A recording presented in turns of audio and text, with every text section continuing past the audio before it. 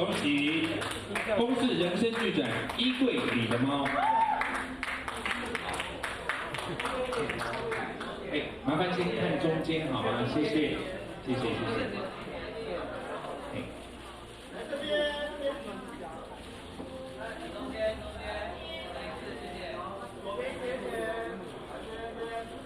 哎，麻烦右边好不好？三位，麻烦右边，谢谢。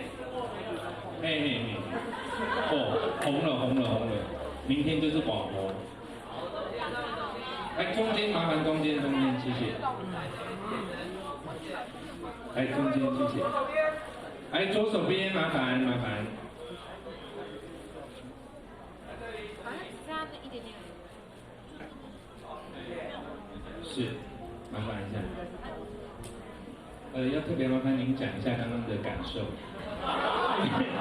因为我们媒体朋友们很想知道，有人在问胸部有欧肌吗？还是？这件衣服应该不会洗。不要洗。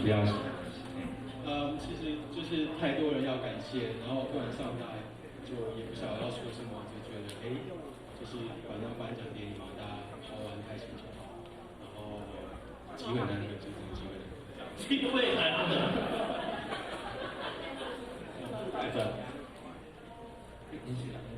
可以补充感谢你吗？好，我刚刚忘记谢谢最重要的人，就是我的老板道哥，就是谢谢他的包容，还有他的一直的鼓励，还有他无私的就是教导我这样，对，谢谢。